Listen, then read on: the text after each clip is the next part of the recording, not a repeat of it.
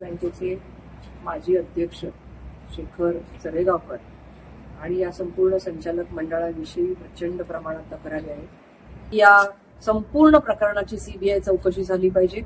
या बँकेवर आरबीआयचा प्रशासक नेमला गेला पाहिजे। माजी अध्यक्षांच्या ज्या काही प्रॉपर्टीज असतील त्या सगळ्या जप्त करून ठेवीदारांच्या ज्या काही रकमा आहेत त्या आधी दिलं पाहिजेत आणि नंतर काही भारतीय जनता पार्टीसारख्या अतिशय चांगल्या पक्षाच्या पदाचा दुरुपयोग करून ज्या कृती केलेल्या आहेत त्याची शिक्षा आमच्या वरिष्ठांकडून त्यांना मिळवण्यासाठी आम्ही प्रयत्न करतो। बँकेच्या संदर्भात अनेक ठेवीदार आणि काही कर्जदार मला भेटले आणि या सगळ्यांनी मिळून मला एक निवेदन दिलेलं आहे। सगळ्यांनी सह्या केलेल्या आहेत या निवेदनावर आणि त्यांची मागणी जी आहे ही यशवंत बँकेचे माजी अध्यक्ष शेखर चरेगावकर आणि या संपूर्ण संचालक मंडळाविषयी प्रचंड प्रमाणात तक्रारी आहेत। या तक्रारी गेली 2 वर्ष माझ्याकडे येत आहेत। आज इथे मोठ्या संख्येने ठेवीदार मला भेटले। कित्येकांच्या ठेवी या खूप मोठ्या आकड्याच्या आहेत। संपूर्ण प्रकारे मालमत्ता त्यांनी विकून किंवा पेन्शनचे ग्रॅज्युएटीचे प्रॉव्हिडंट फंडाचे रक्कम त्यांनी सगळी एकत्र करून एकाच बँकेमध्ये ठेवली आणि आज त्यांना व्याज सुद्धा त्याच्यावरचं दिलं जात नाही। कर्जदारांचे विषय हे अक्षरशः डोळ्यात पाणी आणणार आहेत। वेगवेगळ्या प्रकारच्या मोडस ऑफ ऑपरेंडी वापरून त्यांनी खोट्या पद्धतीने कर्ज ही त्या व्यक्तीच्या नावावर ठेवलेली आहेत। काही ठिकाणी खोटे जामीनदार दाखवलेत, फ्रॉड्युलंट सिग्नेचर्स केलेले आहेत आणि या हस्ताक्षर तज्ञांच्या माध्यमातून खोट्या सह्या आहेत हे सिद्ध झालेले आहे। आम्ही मागच्या काही दिवसामध्ये केंद्रीय सहकार मंत्री अमित भाई शहा यांना भेटलो। माझ्याबरोबर एच डी कुलकर्णी हे जे स्वतः एका प्रकारे ते कर्जदारांनी खरं तर त्यांच्या बंधूंनी कर्ज घेतलं होतं तेही त्यांनी फेडलं होतं आणि तरी सुद्धा त्यांना खूप हॅरॅस केलं गेलं आणि त्यांना आत्महत्या करण्याची वेळ आणली। त्याच्यामध्ये जामीन नसलेल्या व्यक्तीला जामीन दाखवून एच डी कुलकर्णीने त्याच्यामध्ये उठलेलं आहे। जमिनी वेगवेगळ्या प्रकारे हडप करण्याचा हा कृती कार्यक्रम त्यांनी आखलेला आहे आणि या सगळ्या अशा विविध प्रकारच्या केसेस जे हँडल करतायत ते वकील जाधव माझ्याबरोबर होते। आम्ही तिघांनीही त्यांना या सगळ्या बँकेच्या संदर्भात ज्या गोष्टी चालतात ते दाखवून दिलेले आहे। एका व्यक्तीच्या तर त्यांचं मी नाव सांगते, माने त्यांचं नाव, त्यांच्या नावावर 8 कोटी एवढं कर्ज दाखवलेलं आहे। गणेश पवार 8.55 कोटी खोट्या सह्या करून वेगवेगळ्या लोकांना कर्ज द्यायची, त्या कर्जाची रक्कम पुन्हा काढून घ्यायची किंवा काही ठिकाणी खोट्या पद्धतीने जामीनदार दाखवायचे अशी कोट्यावधी जवळजवळ 150 कोटीचा भ्रष्टाचार असू शकतो असा आता प्राथमिक अंदाज आहे। आमची मागणी ही आहे की या संपूर्ण प्रकरणाची सीबीआय चौकशी झाली पाहिजे। या बँकेवर आरबीआयचा प्रशासक नेमला गेला पाहिजे। माजी अध्यक्षांच्या ज्या काही प्रॉपर्टीज असतील त्या सगळ्या जप्त करून ठेवीदारांच्या ज्या काही रकमा आहेत त्या आधी दिलं पाहिजे आणि नंतर या बँकेचं मर्जर कसं दुसऱ्या चांगल्या बँकेमध्ये करता येईल याचा विचार केला पाहिजे।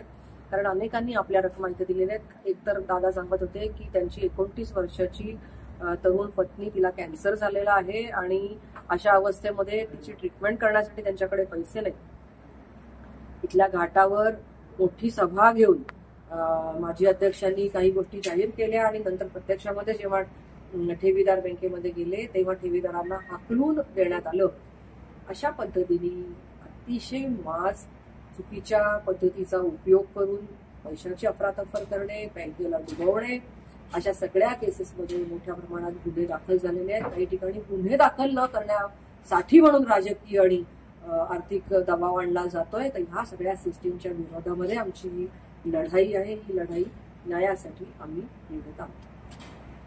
भारतीय जनता पार्टीचं सरकार असताना शेखर चरेगावकरांच्याकडे सहकार परिषदेचं अध्यक्षपद होतं, म्हणजे पक्षाचाच किंवा सरकारचा वापर करून लोकांना त्यांनी फसवणुकीचा गंडा घातलेला आहे।